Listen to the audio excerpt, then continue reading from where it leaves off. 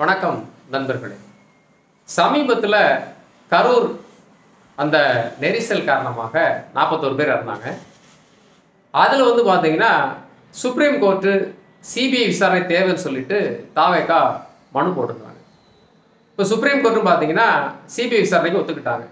அது மட்டும் இல்லை, ஓய்வு பெற்ற நீதிபதி அஜய் ரஸ்தோகி தலைமையில் ஒரு விசாரணை கமிட்டியும் போட்டிருக்காங்க.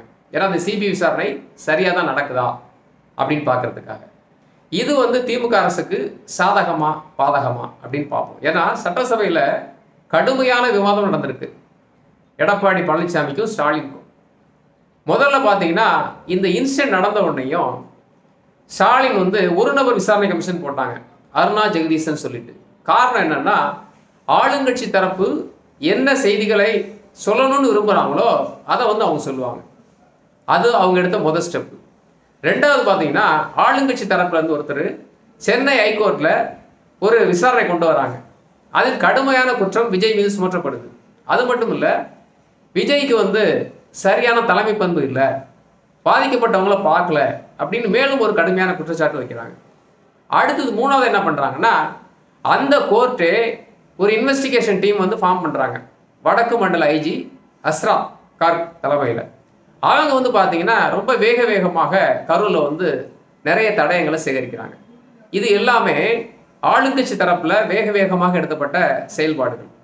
இதே பார்த்தீங்கன்னா நம்ம அஜித்குமார் கொலை வழக்கு மடப்புறத்தில் சிபிஐ விசாரணை கேட்ட உடனே ஒத்துக்கிட்டாங்க. காரணம் என்னன்னா, தனியாக ஒரு நபர் செத்து போயிட்டான், அதை அடித்து கொண்ட போலீஸும் மாட்டிக்கிட்டான். ஸோ சிபிஐ விசாரணையில் ஒன்று அந்த பாதிக்கப்பட்ட நபர் சாதகம் வந்தாலும் நமக்கு பிரச்சனை கிடையாது, அதே மாதிரி போலீஸ்காரன் மாட்டிக்கிட்டாலும் நமக்கு பிரச்சனை கிடையாது அப்படின்னு ஈஸியாக இதில் நம்ம எந்த சிக்கலும் இல்லைன்னு சொல்லிட்டு உடனே சிபிஐக்கு ஒத்துக்கிட்டாங்க. ஆனால் இதில் என்னன்னு கேட்டிங்கன்னா, சின்ன இடத்துல தாவேகாவுக்கு ஒதுக்கிட்டாங்க. அதனால தான் இவ்வளோ மக்கள் தொகை கூண்டாங்க. இவங்க என்ன சொல்கிறாங்கன்னா, நாங்கள் 300 பேருக்கு ஒரு போலீஸ் பாதுகாப்பு போட்டோம், 200 பேருக்கு ஒரு போலீஸ் பாதுகாப்பு போட்டோம்னு சொல்கிறாங்க. ஆனால் வந்திருந்த கூட்டம் 50,000க்கு மேலேன்னு சொல்கிறாங்க. இவங்க அரசு தரப்பில் 20,000 பேர் தான் வந்ததாக சொல்கிறாங்க. அப்போ அந்த வீடியோ பார்த்தாலே நிச்சயமாக சிபிஐ கண்டுபிடிச்சிருவாங்க. அது மட்டும் இல்லை, தேசிய ஜனநாயக கூட்டணி சார்பாக அனைத்து கட்சி எம்பிக்கள் அடங்கிய குழு நேரடியாக பொதுமக்கள்கிட்ட விசாரிச்சுட்டு போயிட்டாங்க. அப்போ எல்லா இடத்துலையும் பார்த்தீங்கன்னா எவிடன்ஸ் பலமாக இருக்குது. அது மட்டும் இல்லை, இன்னொரு முக்கியமான விஷயம் என்னன்னு கேட்டிங்கன்னா, ஒரு அரசு டாக்டர் ஒரு நாளைக்கு 2 பேர் அல்லது 3 பேரை தான் போஸ்ட்மார்ட்டம் பண்ணணும். ஆனால் அதை மீறி 41 பேரை பண்ணியிருக்கிறாங்க. இது சட்ட மீறல் அப்படின்றது தெளிவாகவே தெரியுது. அவ்வளோ அவசரமாக, அதுவும் நைட்டில், மிட் நைட்டில் ஏன் பண்ணணும்? அப்போ சாட்சிகள் தடயங்களை மறைக்கிறதுக்கான அடுத்த வழின்னு சொல்லுவாங்க. அடுத்ததாக பார்த்தீங்கன்னா, ஆளுங்கட்சி தரப்பில் ஐஜியும் மற்றவங்களும் விளக்கம் கொடுத்துருக்காங்க. ஏன்னா ஒரு நபர் விசாரணை கமிஷன் போட்ட உடனேயும் யாருமே எந்த பேட்டி கொடுக்கக்கூடாது. அதான் சொல்லுவாங்க, நம்ம சினிமா படத்தில் கூட பார்த்துருப்போம். ஒரு முக்கியமான கொலை வழக்கு ஐ விட்னஸ் இருக்குன்னா அந்த ஐ விட்னஸோட காமிக்கிறதுக்கு முன்னாடி கொலையாளி ஃபோட்டோ பேப்பரில் வரக்கூடாது. அப்படி வந்துருச்சு அப்படின்னா அந்த பேப்பரில் ஃபோட்டோவை பார்த்தா அவங்க சாட்சியம் சொன்னாங்கன்னு சொல்லுவாங்கன்றதே அடிப்படை தன்மை.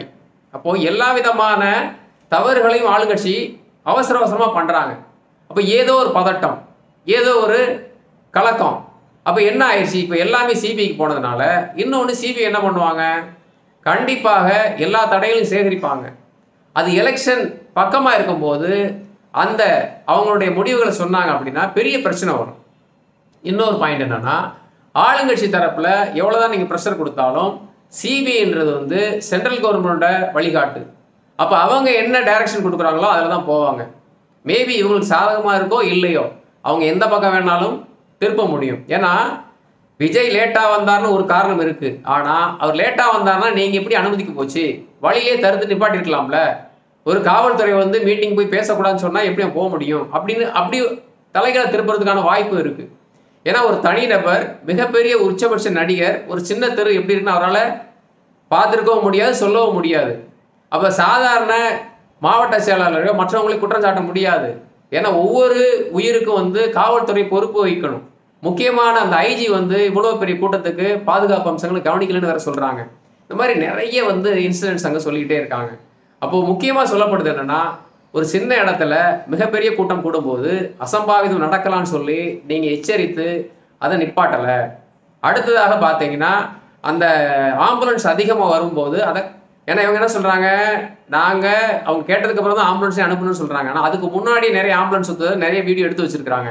இப்படி ஒவ்வொரு இடத்துலையும் நிறைய குளறுபடிகள் இருக்குது, முரண்பாடு இருக்குது. அதே மாதிரி ஜென்ரேட்டர் ஆஃப் பண்ணது என்ன சொல்கிறாங்க, நெரிசல் அதிகமாகிடுச்சுன்னு சொல்லி ஆஃப் பண்ணணும்னு சொல்கிறாங்க.